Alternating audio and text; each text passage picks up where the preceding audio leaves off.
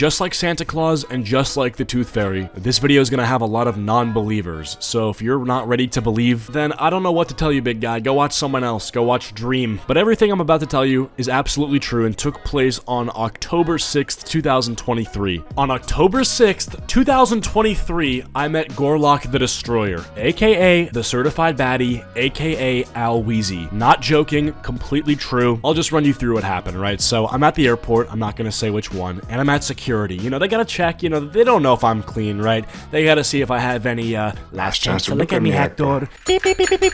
You know what I mean? So, you know, I handed my ID, I scanned my boarding pass, and I got online for security. Now, the airport was kind of busy, which is like, are people traveling right now? It's like the middle of October. Is this a hot season for traveling? So because it's busy, there's like a few different lines for security. I'm on one line. There's about maybe 10 other lines to streamline the whole process. Now, me having nothing to do, I'm just looking around at the, you know, people at the airport. Dude, I won't lie. It's fun to just sometimes watch the people, you know? Sometimes you just see a character at the airport. Dude, I saw a guy last year at the airport who had an LGBT rainbow eye patch. He had the pride patch, you know what I mean? That wasn't funny, but dude, like, why did he have that? It's one of my guilty pleasures, and I'm also a tall guy, so I just get a pretty good view of the general crop of people that are around me. So, you know, I'm looking around, and I swear to God, I literally look to my left, and about 3 lines down, I see Gorlock. But it didn't register instantly. It was one of those, like, shock moments. So I see her look down at my phone because it didn't register, and then I do a double take. My head snaps back looking at her. I thought I was hallucinating for a second. Dude, the Uber driver who took me to the airport gave me free gum, so I was thinking for a second, like, did this guy put something in this gum? Am I about to not only take a trip, but also take a trip? But no, I see her, and I know what you're thinking. You might be thinking, like, why didn't you take a picture of her? Why didn't you go up to her and ask for a picture? I didn't want a picture, to be honest. Like, you know what I mean? It's just, no thanks. And I also didn't want to take a picture of her from the distance for 2 reasons, right? Number 1, I didn't want her to see me. That's just weird. Like, if I'm taking a picture and she turns around and she sees me, like, what the hell is that interaction, bro? That's so weird. That's just, no thanks. And number 2 is if one of the security guys saw me taking a picture of her, they might think that I have a target, and I don't want them to think that I'm trying to, you know, hurt anybody. Like, I got a flight to catch, man. I don't want to get red flagged by somebody. So I put my phone in my pocket and I lock in. I instantly start brainstorming what I can do here. What should I do? There's a lot of things that could happen right now. What's the route? Do I just ignore her, and if something happens, you know, address that as it happens? Do I pass security and wait there for her to come out and then ask her to, like, I don't know, like, add me on Discord for an interview? Nah. But I ended up deciding that we both have our own places to go and that I don't need to approach her for anything. So I just left it alone, and I got through security. I walked to my gate, got myself some chips, sat down, and instantly I posted this on Instagram because, you know, I had to let y'all know. Swear on everything I love, I just saw Al Weezy at the airport, and I meant it, bro. I really did see Al Weezy at the airport, and I put that on everything, bro. Now, luckily, I do have some proof that I actually met her, and it's not like the best proof ever, but as you can see, I posted this on my Instagram story 6 hours from when I took this screenshot, like 6 hours ago, and then Al Weezy posted on her story her in a plane. Now, does that prove that we were in the same airport? No. Does it prove that, you know, I met her at all? No. But, you know, just work with me here. And you can see she posted that 4 hours ago, so my thing claiming that I met her was posted before she even told anyone she was at the airport or on the plane. Now, I'll just say, when I saw her, I was surprised that she looked the exact same as she did in, like, the podcasts and stuff. This is what she looks like on video and also in person, so it was pretty easy to identify her. Yo, so I just looked up her name on YouTube to see if there was any new content so I could see where she went, obviously, because she was on the plane, and it looks like she was streaming with Aiden Ross in real life, and I found this clip called Gorlock the Destroyer Falls on Aiden Ross stream. I think she wants to do this one.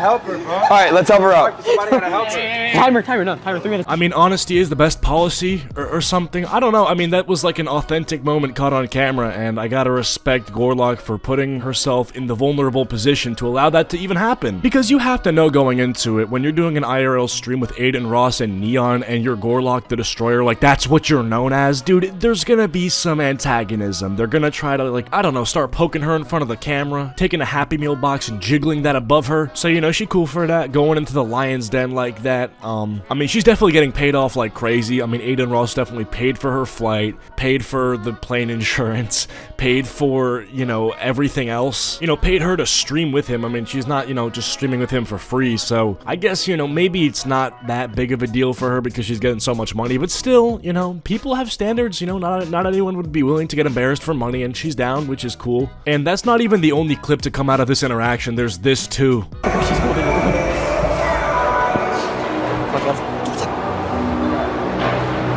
Like, Shaggy, you somehow look skinny here, bro.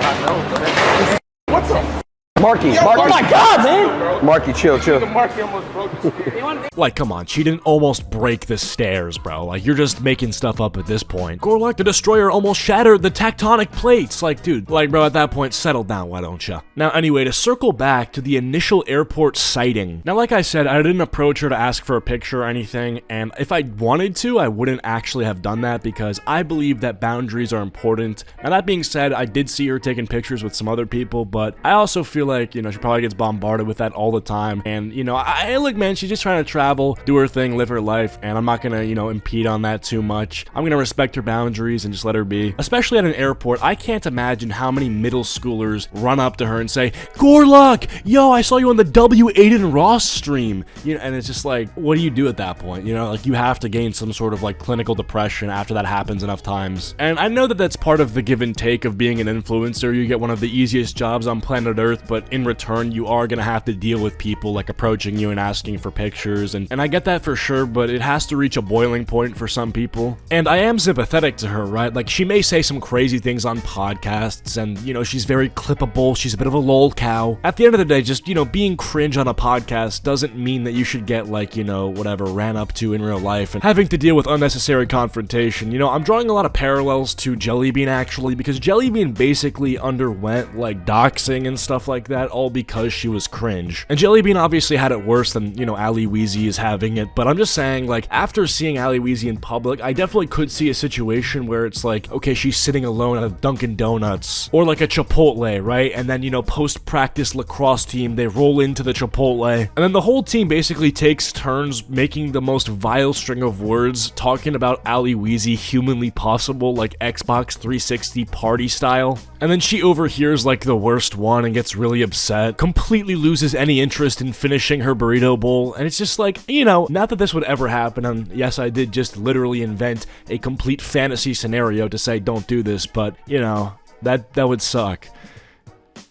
I'm not gonna lie, this might be the most, like, you know, rambling, yapping style video I've ever done. Like, call me Sir Yaps a lot. I am definitely rambling, and we are almost at 8 minutes. So, you know, hey man, don't hate the player, hate the game. I've been just trying to, you know, mass produce videos because my channel has a strike, so I'm just trying to, you know, make a bunch of stuff for the content and whatever, and yeah, we're there.